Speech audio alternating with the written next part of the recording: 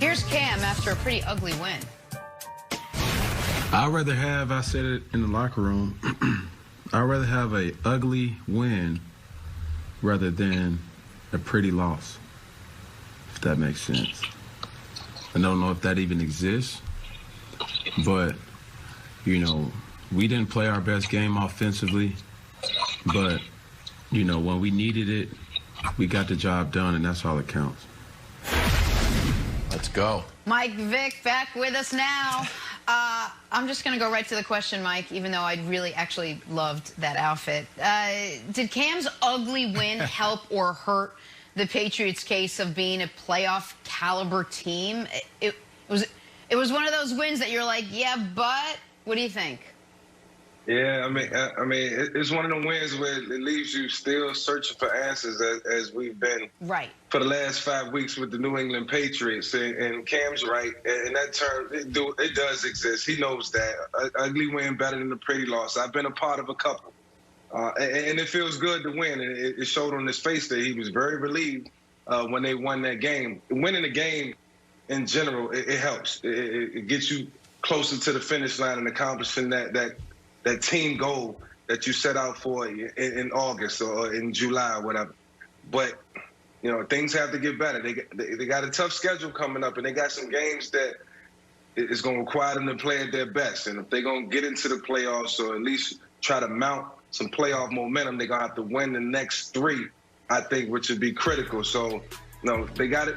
Cam just got to be happy that they got out of the stadium with a win yesterday. And then they got to start looking towards next week, because that's what matters. Yeah, Mike, look, playoffs, I mean, they have bigger problems. I mean, pass pro is not good enough. You know, the right tackle and the running back, they can't pick up simple pressures. They just can't do it.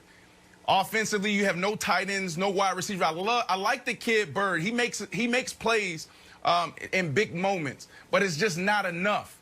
So for me, this team is not good enough. Now, if they had the #1 defense and that defense was playing lights out and they were really running the ball, then we're looking at a Baltimore Ravens team from last year, maybe Baltimore Ravens 2.0. But that's not what we're seeing. Yeah, they need Cam Newton to throw the ball and win some games through the air. And I just don't think that they're capable of doing that. They don't have the personnel to get the job done.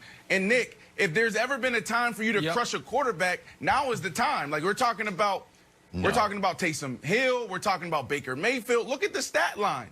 You know, so, if we want to do that, this is the perfect time to do it. But, you know, for me, when I look at it, it's coaching, it's the offensive line play, it's wide receivers, it's the tight ends. That's the reason why this team won't be any threat in the playoffs, or maybe not even make it to the playoffs, Nick.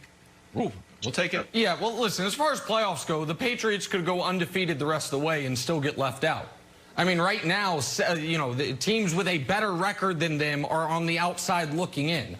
I don't know that 10 wins even makes the playoffs in the AFC this year, and that's the Patriots' max. So I don't think we can even really have a playoff discussion with them. That's first of all.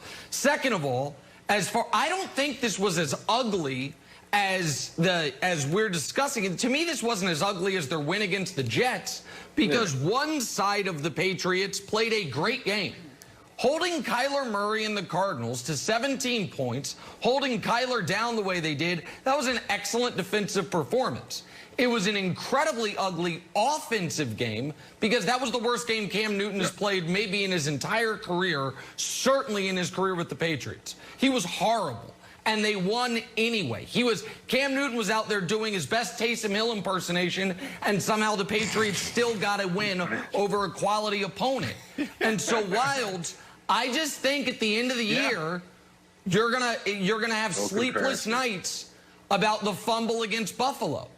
I think that is I think at the end of the season, you're gonna end up a game shy, and it's gonna be that swing game when you're down 3 against Buffalo and Cam fumbles in the red zone. So, listen, Cam was awful. It's a terrible loss for the Cardinals, by the way, who are not locked in the playoffs.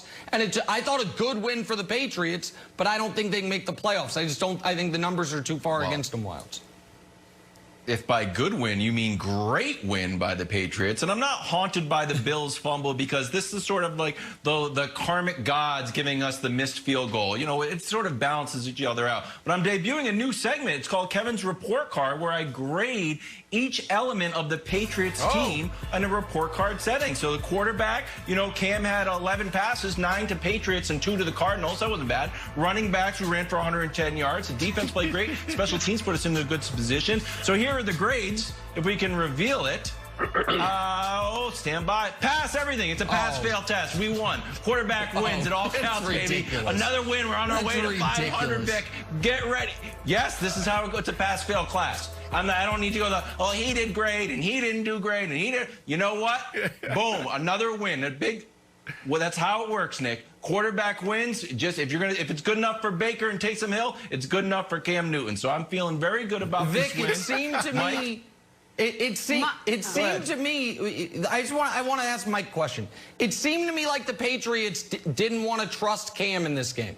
And I don't blame him, by the way. He threw an interception on the first drive of the game. Yeah. It seemed like once they saw that they were going to be able to keep it within one score, they were trying to take the game out of Cam's hands. He still had a deadly or nearly deadly fourth quarter interception anyway.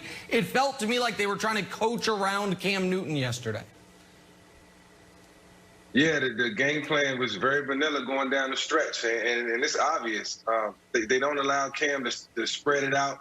They don't allow him to distribute the ball the way we thought he would be doing. So, you know, very vanilla offense, and you know, it's quarterback sweeps, and it's real simple stuff that they know that they can get by with. And I'm not sure if